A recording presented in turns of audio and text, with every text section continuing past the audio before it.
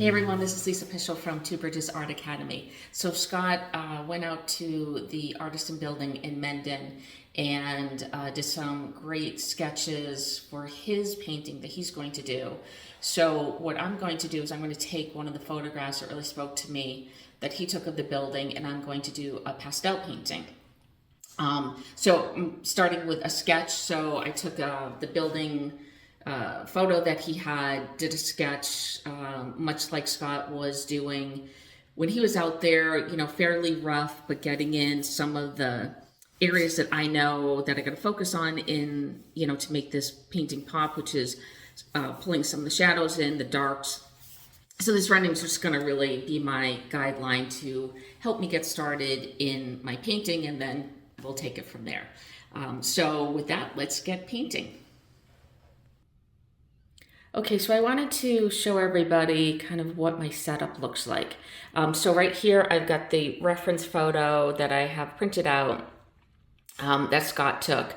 And then I have done another sketch on my pastel paper. I'm using an Art Spectrum paper, which is, it's sanded, so it's got a really, really nice tooth to it. And I'm using this deep orange color, which I think will look really great as a background. There's orange tones kind of coming through here.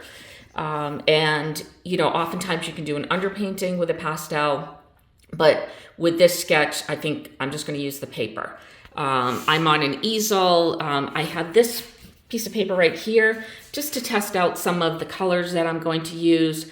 And then I've also got my palette of pastels right here, trying to choose the colors that I'm going to use in advance so that I'm not going through my larger box. So I'm going to try to stick to these colors, but you never know. Sometimes you feel the need to pull in another color, but I'm trying to keep it fairly limited. This is really what I'm going to use mostly for the sky. This will be all the greens. My darks, I'm using blue and some purples, no black in the darks here. And then this will be all my warm tones to bring those out.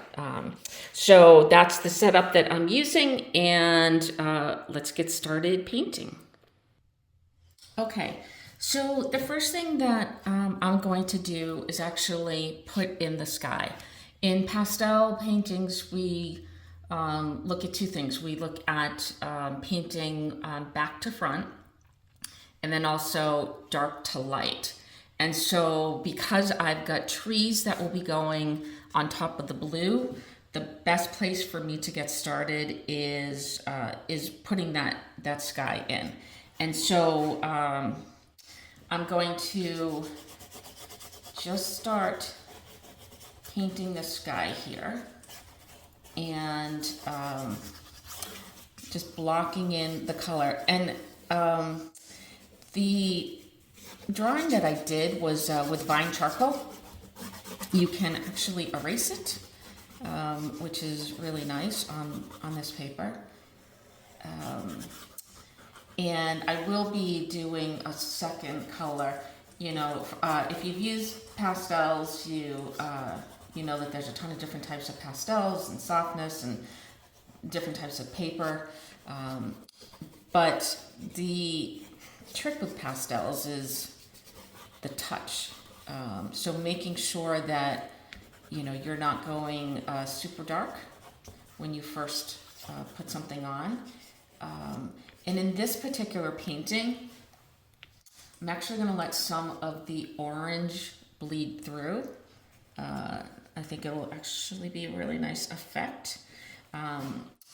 So I'm going to go on top with a lighter blue. Yeah, here we go.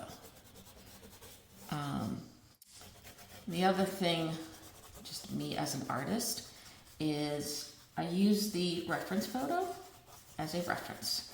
I do not use it as, you know, I have to keep to exactly what I'm seeing there, because I want to create a painting that is interesting. Sometimes the colors that you're seeing on the painting, you might think that you know, you can add a little pop or enhancement to it. The other thing too with pastels is, you know, depending upon which pastel colors you have, if you're working with a limited palette, you can only do so much, you know, with mixing it. My sky is a little bit lighter down here, and so I'm just going to lighten this up a little bit. And kind of get that in. I will refine this a little bit later, but the trees are going to go in over here, so I want to make sure that I get my sky kind of over here as close as possible. There was actually, it was a beautiful day that Scott went out because there was not a cloud in the sky, which is amazing. And just kind of layering like that. So that's what I'm going to do right there with the sky. And then the next thing I'm going to start to do is block in some of the darks. So I will start with the roof, and I'm actually going to use a purple for this roof. And again, this is where you do your dark to your light. There's definitely some lighter shadows coming in on this roof, but I am looking to just block in this color. I might leave a little bit where, right here is where some of the light is coming in, and right here, so I think I'll leave that there, but just getting some color down. So I'm going to continue to do that and continue to block in my darks with my shadows. I've got my shadows kind of built in here. There's some dark over here. So I'm just going to start blocking in my darks with very little definition. Obviously with the house I needed to get a little bit more definition, but when it comes to over here, I'm actually going to go fairly loose with that.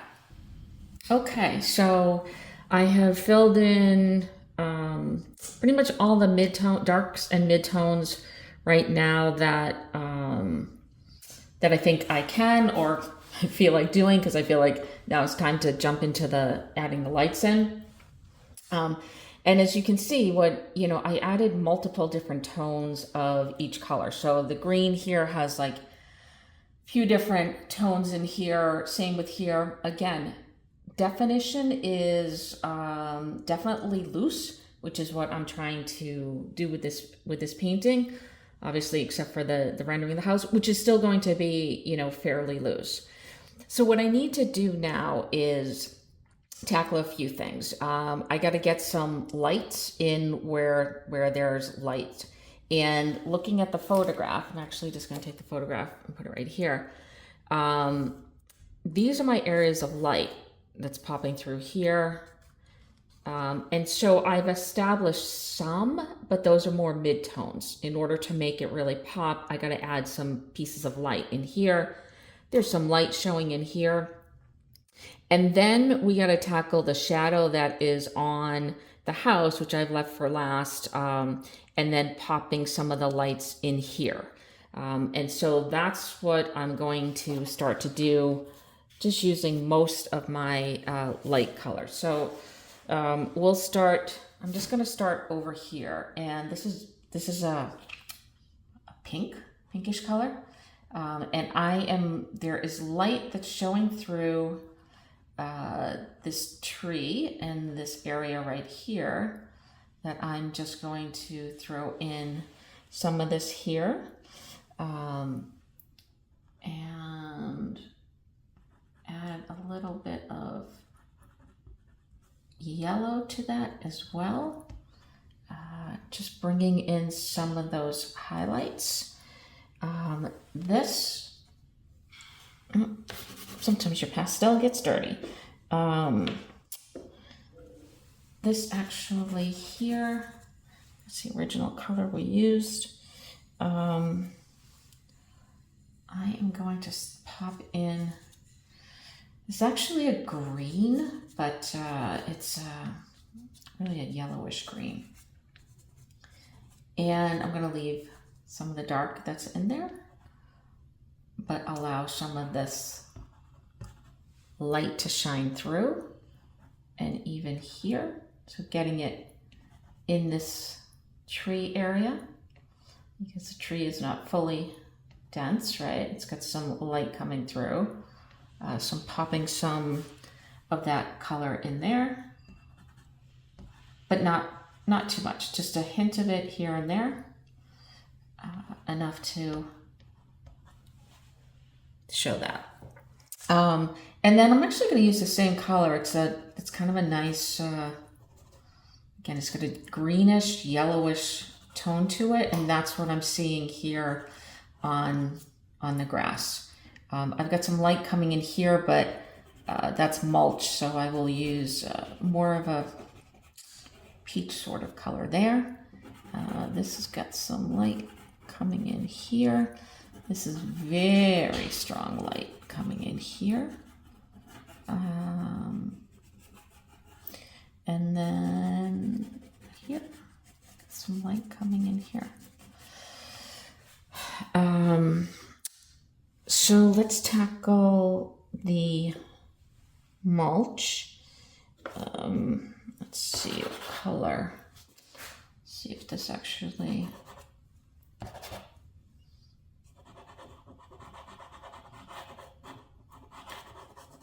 This lightens it up just a little bit. I will probably go back in and add just a tinge darker in just a few spots. Actually, I meant a tinge lighter. Did I say a tinge darker? I didn't mean that. I meant a tinge lighter. There we go. That's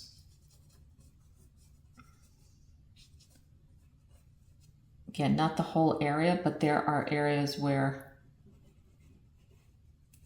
it's much, much brighter. Okay, so there's some light in here. You can always go back in at the end and add more light, which is probably what I will do. So what I'm going to do here on this tree coming out here is actually really interesting.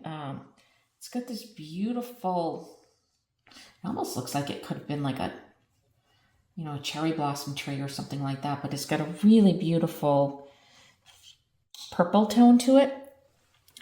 So I'm just adding a little bit of purple there, and the same with the top of these trees. And if you see what's going to happen here is I've got this tinge of purple at the top over this orange peachy color. So now I'm dealing with some complementary colors here, and I think it's really going to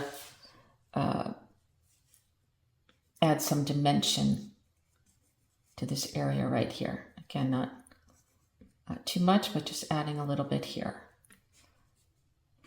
And I think that's, one of the things with pastels is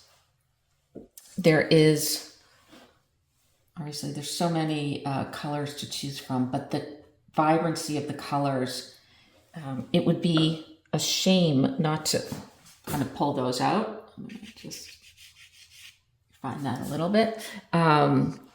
And, utilize a lot of the undertones and the things that you're seeing. Is a tree purple? It's not purple, but can it show as purple? Absolutely. So that's kind of what we're doing here. And I think experimenting with colors and not being afraid of colors is really where your paintings will start to completely blossom, is just playing around. And what's the worst that can happen? I put something down and I don't like it. And then we move on from that. And I think we've all done that. So there's some rocks here. I'm just going to add some light, and it's actually hitting some of these rocks to give a little bit of definition, but again, not completely rendering these rocks.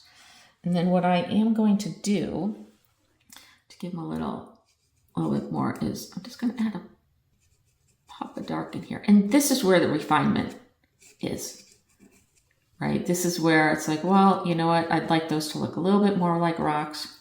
So I'm going to put some shadows in here and just give the illusion of rocks. And boom, there you go.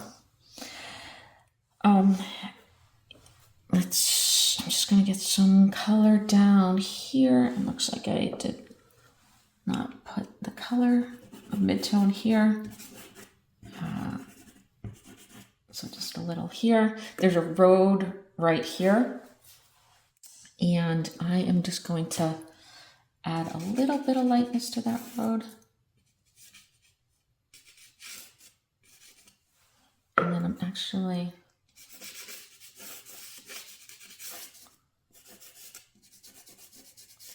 gonna play like that. And along the edge of where the grass is,